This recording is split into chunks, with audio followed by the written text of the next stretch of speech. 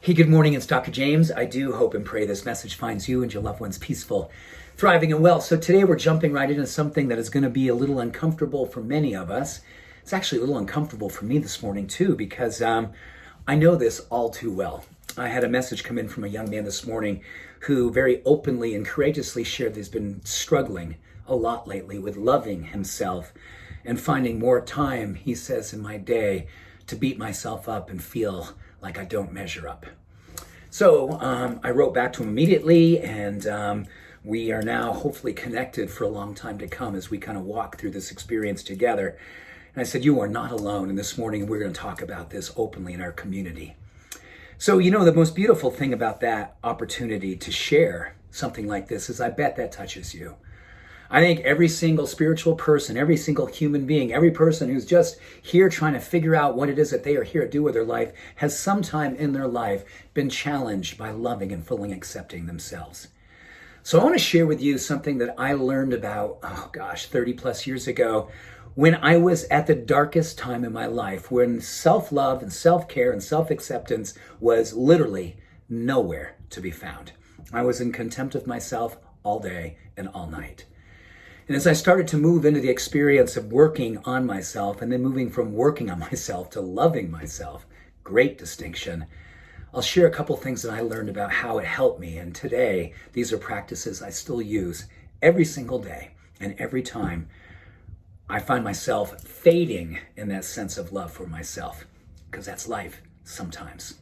So number one of the things I think it's most difficult to do is to recognize that when we are in pain, the last thing we want to do, the last thing we should do, but it's so much a trigger and a reflex to do, is distance ourselves from the pain that we're in. Just distance ourselves.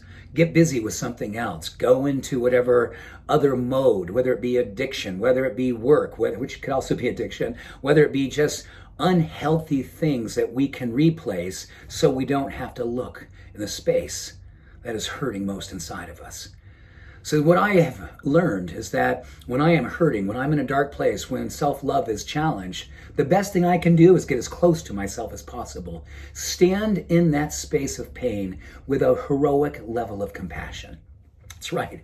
I need to soften myself and be the best person who can just stand there, not try to fix anything, not try to change anything, but just be there for myself and say, you know what? This is a heroic opportunity to not be abandoning the part of me that is most in need of being seen right now.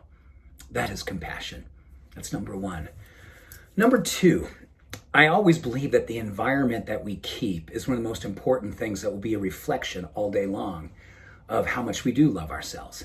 So I'm a huge fan of making sure I'm decorating my life with people and experiences and activities that reflect back to me that, man, you must love yourself. Look at the quality of these people. Look at these relationships. Look at how you use your time. And there's an investment that demonstrates how much you care and how much you love yourself. And number three, this has been a big one for me. When I was starting to really do the deeper work 30 plus years ago, one of the things I was told to do is like begin a to-do list, fill your day with things that are going to help you move your life forward. So I put down 10, 20, 30 tasks a day and boom, boom, boom, boom, boom. And man, I found like I could get 27 out of 30, but if I didn't get all 30, those three things that were left over, that would hold me in the penalty box. Like, man, you didn't do it. You gotta get better at this. You gotta get all 30. And I was like, is that love? Is that self-acceptance? Is that compassion? Not even close. So I made a distinction. I said, I'm gonna move away from the to-do list. I'm going to create a to-you list. The to-do list is every single day, there's 3 to 5 things every day that only are about loving myself, caring for myself, doing something good for my heart, my soul, my spirit, my emotions, the things that make me feel most alive. And I begin my day with those. Those are non-negotiables. And then it seems like everything after that, the tasks of my life, become almost like just bonuses. Because I've done the most important work, which is to make sure that this man loves himself. The younger man inside of me, the little boy inside of me, gets a chance to heal and integrate every single day here in my 58th year of life on this planet, continually doing the work of loving myself. I think it's the work that all of us do if we're really open and we're really willing to share. So if you are open this morning and you could just say, yes, I work on this too. This is something that I think this young man who is definitely watching this morning is going to say, thank God I'm not alone. Thank the universe, thank the light, I am not alone. My dear friend, you are not alone.